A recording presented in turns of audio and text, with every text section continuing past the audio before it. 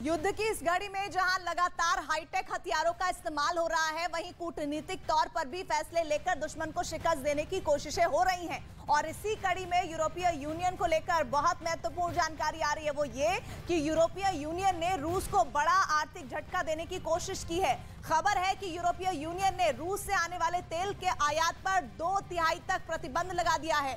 यूरोपीय यूनियन के इस फैसले के बाद कच्चे तेल के दामों में फिर उबाल आ सकता है।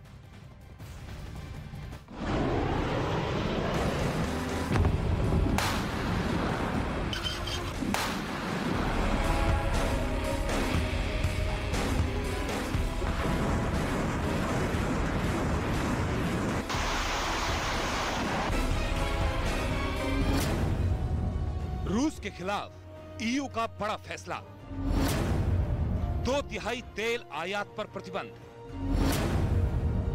रूसी तेल आयात पर 90% बैन की तैयारी।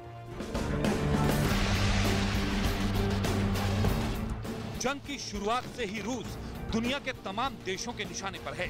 यही वजह है कि पश्चिमी देशों के अलावा यूरोप के कई देशों ने रूस पर कड़े आर्थिक प्रतिबंध लगा रखे हैं।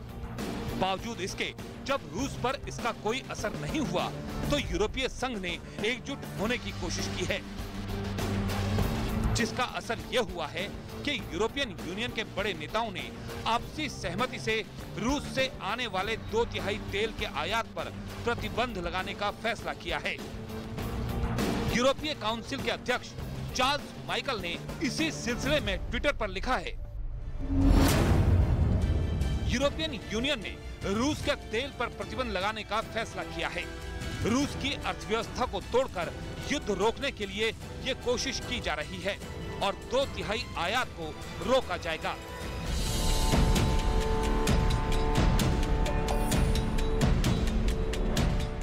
पहले से कई तरह के आर्थिक और राजनीतिक प्रतिबंध झेल रहे रूस को यूरोपियन यूनियन का ये फैसला बड़े पैमाने पर आर्थिक नुकसान पहुंचा सकता है।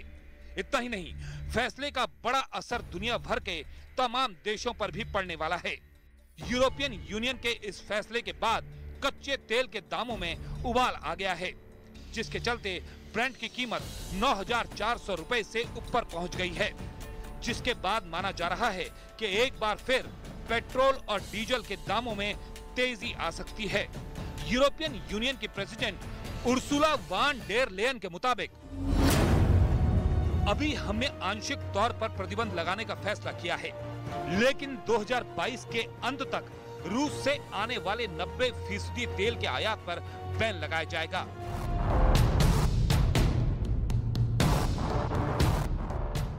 इतना ही नहीं, यूरोपियन यूनियन की तरफ से यूक्रेन को भारी भरकम मदद देने की भी बात कही गई है। यूक्रेन को सहायता के रूप में यूरोपियन यूनियन 970 करोड़ अमेरिकी डॉलर की मदद देने को तैयार है। जाहिर है, ये घड़ी रूस के लिए भी दुश्वारियों से भरी है, क्योंकि रूस पहले से भी कई प्रतिबंध झेल रहा है। लेकिन सवाल यही उठता है कि क्या यूरोपीय संघ रूस के तेल आयात बैन पर लगातार बना रहेगा, क्योंकि यूरोप की जरूरतों का बहुत बड़ा हिस्सा रूस से ही सप्लाई किया जाता है।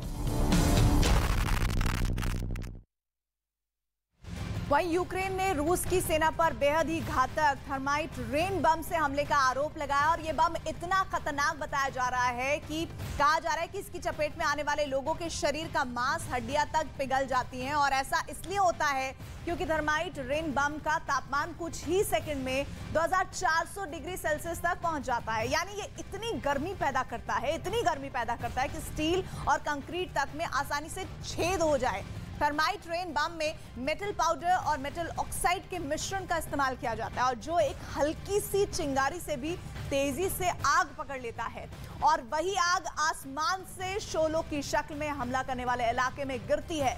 बताया जाता है कि इस बम का इस्तेमाल दूसरे विश्व युद्ध में हिटलर की सेना ने किया था और उस वक्त इस बम की वजह से 25,000 लोगों के मारे जाने का दावा किया गया था। और इधर रूस और यूक्रेन